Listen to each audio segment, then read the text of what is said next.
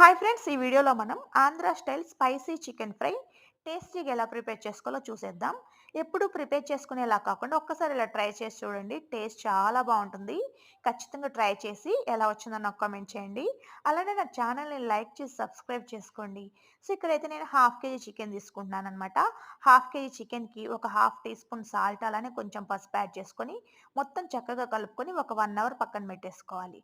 So, తర్వాత pan పెట్టుకొని అందులో ఆయిల్ వేసుకొని, ఆయిల్ బాగా హీట్ అయిపోయిన తర్వాత, మనం ముందుగా కలిపి పెట్టుకున్న చికెన్‌ని యాడ్ చేసుకొని, ఫ్లేమ్‌ని మీడియంలో పెట్టుకొని, చికెన్‌లో ఉండే వాటర్ అంతా పోయేంత వరకు, ఆయిల్ అంతా బయటకొచ్చేంత వరకు మధ్య మధ్యలో కలుపుకుంటూ చక్కగా కుక్ అవ్వనివ్వాలి. ఇక్కడ నేను 2 గరిటెలు ఆయిల్ యాడ్ చేశానండి. సో, ఈ రెసిపీకి కొంచెం ఆయిల్ బానే పడుతుందనమాట.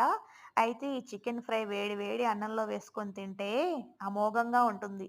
సో, సైడ్ డిష్‌గా కూడా చాలా బావుంటుందండి. ఖచ్చితంగా ట్రై చేయండి. సో, చూసారా ఇలా చికెన్‌లోంచి వాటర్ అంతా వస్తదనమాట. సో, చికెన్‌లో ఉండే వాటర్‌తోనే చికెన్ 90% కుక్ అయిపోతుంది. చూసారా? ఇలా ఆయిల్ అంతా బయటకొచ్చేస్తుంది. ఈ టైంలో మనం ఆనియన్స్ యాడ్ చేసుకోవాలి. ఇక్కడ మనం హాఫ్ కేజీ చికెన్‌కి 2 ఆనియన్స్ తీసుకోవాలండి. సో, ఆనియన్స్ యాడ్ చేసుకొని మొత్తం ఒకసారి కలిపేసుకొని ఫ్లేమ్‌ని సిమ్‌లో పెట్టుకొని మధ్య మధ్యలో కలుపుకుంటూ ఆనియన్స్ చక్కగా మగ్గిపోయేంత వరకు బాగా కుక్ అవ్వనివ్వాలి. ఈలోపు మనం ఒక స్పెషల్ మసాలా రెడీ చేసుకుందామండి. పాన్ పెట్టుకొని అందులో ఒక టేబుల్ స్పూన్ ధనియాలు, ఒక హాఫ్ టేబుల్ స్పూన్ జీలకర్ర, కొంచెం చెక్క, అలానే ఒక 4 లవంగాలు డ్రై రోస్ట్ చేసుకొని మిక్సీ చేసుకొని పక్కన పెట్టేసుకోవాలి.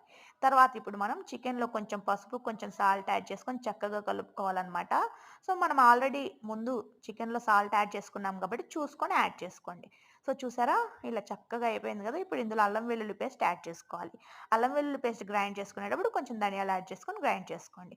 అల్లం వెల్లుల్లి పేస్ట్ యాడ్ చేసుకొని చక్కగా మంచిగా ఫ్రై అయ్యేంత వరకు చక్కగా కలుపుకుంటూ ఫ్లేమ్‌ని సిమ్‌లోనే పెట్టుకోండి.